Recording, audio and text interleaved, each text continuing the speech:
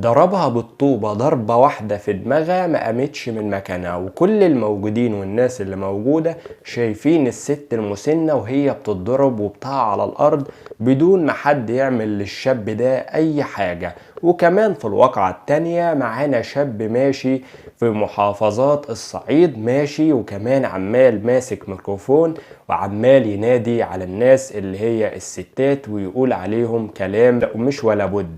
وكمان الواقعتين دول هنشوف الفيديوهات بتاعتهم موجودين بداخل الحلقة، هنعرض كل فيديو منهم داخل الحلقة، الواقعة الأولى والواقعة التانية. وكالعادة قبل ما ندخل في أي تفاصيل، أنا أخوكم محمد نصار، ما تنساش تدعمني باللايك بتاعك الجميل، ولو أنت مش مشترك في القناة تنزل تشترك في القناة. وعلى فكرة أنا سايب لكم مفاجأة حلوة جدا في آخر الفيديو، فتابعوا معانا. وكالعادة هنبدأ بالواقعة الأولى واللي هي الواقعة بتاعت الست.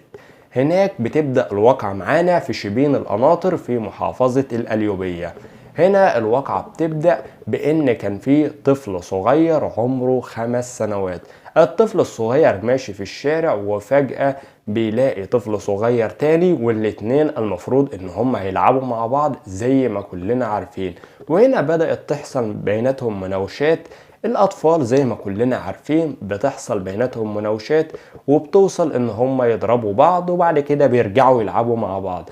ولكن هنا اللي حصل ان لما حصل المناوشات، الست اللي هي المسنة بدأت انها تضرب الطفل التاني اللي عمره 5 سنوات علشان ضرب ابنها. وهنا بتحصل المفاجأة، الطفل الصغير اللي عمره 5 سنوات بيطلع ويجري ويروح يشتكي لأخوه اللي عمره حوالي من 25 ل 30 سنة.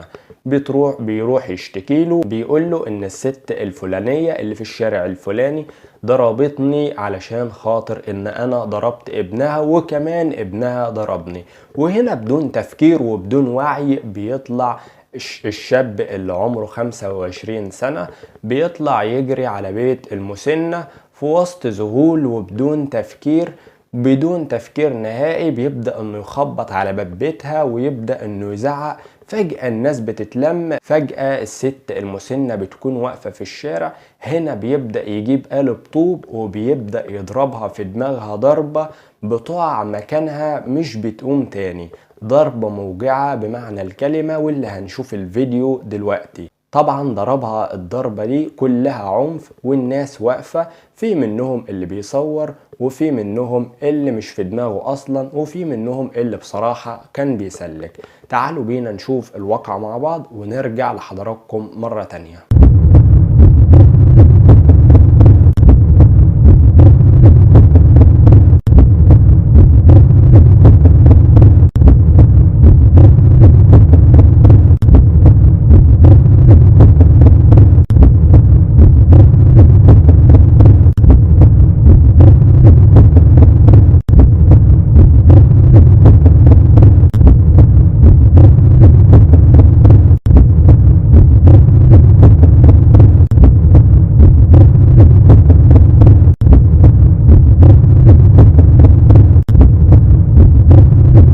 وبعد ما شفنا الواقع مع بعض، حقيقي واقع من الواقعات الصعبة، لان ده في الاول وفي الاخر شاب. انت شاب ليه بتضرب واحدة ست؟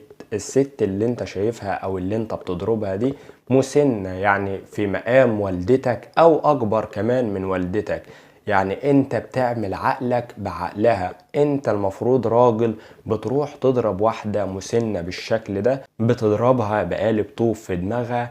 يعني انت المفروض راجل شايف نفسك ان انت تتهجم على واحدة زي كده وتضربها علشان خاطر طفلين صغيرين. وكلنا في الاول وفي الاخر عارفين ان الطفلين بيرجعوا يلعبوا مع بعضهم مرة تانية، سواء انت رضيت او مرضتش، سواء انتوا اتخانقتوا او عملتوا مشكلة او لا، هم الاطفال كده وبيرجعوا لبعضهم مرة تانية. ولكن كل اللي كان عندك ان انت ضربتها بقالب الطوب، وكمان كنت بتحاول ان انت تضرب مرة تانية. وكمان لما طلعت عليك ست مرة تانية زي ما شفنا في الفيديو، بدأ كمان انه يتهجم عليها. المفروض ان الشاب او الرجل المفروض انه يعاملهم باحسان وبود زي ما ديننا امرنا. ومن هنا ننتقل للواقعة التانية، والواقعة التانية بصراحة أنا شايفها واقعة من ضمن الواقعات اللي بقينا بنشوفها في الفترة الأخيرة بشكل مبالغ فيه. وعلشان ما أطولش عليكم، الواقعة في محافظة الصعيد، واقعة الشاب المفروض ماشي، اللي هو الشاب اللي بيلم الحاجات القديمة، إذا كان الحديد أو النحاس أو الألمونيا، ماشي في الشارع على دماغي وعلى راسي، والمفروض انه طالع بيسترزق وبيشوف اكل عيشه.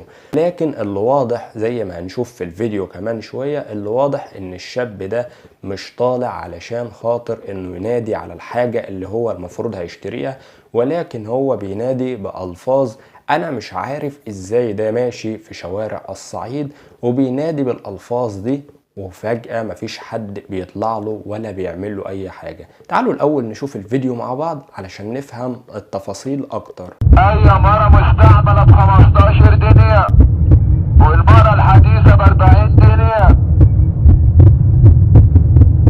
والمرة اللي ضربة كاوتش ب65 جنيه.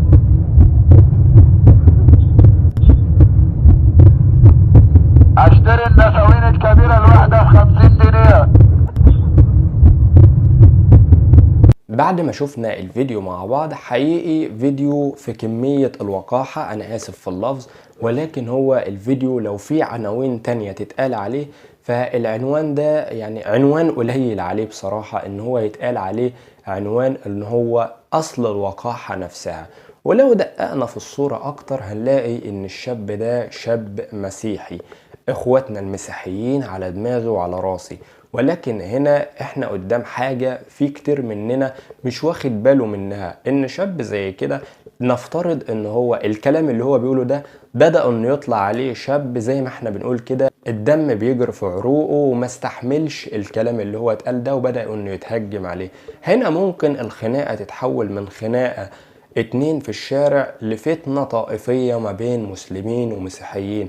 كل ده ليه؟ بسبب الاستهتار اللي هو ماشي فيه. ممكن حد يقول لي ما تكبرش الموضوع ده، هو مجرد بس ان هو بيهزر، هو مجرد بس ان هو ماشي بيدردش بيصور فيديو. لا، الحاجات اللي زي كده ما فيهاش هزار، الحاجات اللي زي كده لها حدود. المفروض ان شاب زي كده يكون عنده حدود في الكلام بتاعه، لان زي ما قلت لحضراتكم لو طلع له شاب يعني الدم ماشي في عروقه ممكن انه يعمل معاه مشكلة، والمشكلة مش هتبقى مشكلة قليلة، وممكن تتحول من خناقة في الشارع لخناقة طائفية. طبعا انا بشارك حضراتكم بالوقائع اللي زي كده علشان خاطر ان احنا نتعلم ونستفيد منها وما نكررش اخطاء غيرنا.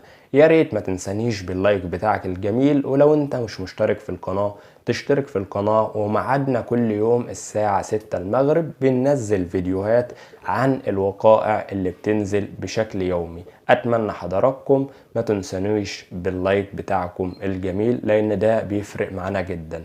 كنت معاكم اخوكم محمد نصار، والسلام عليكم.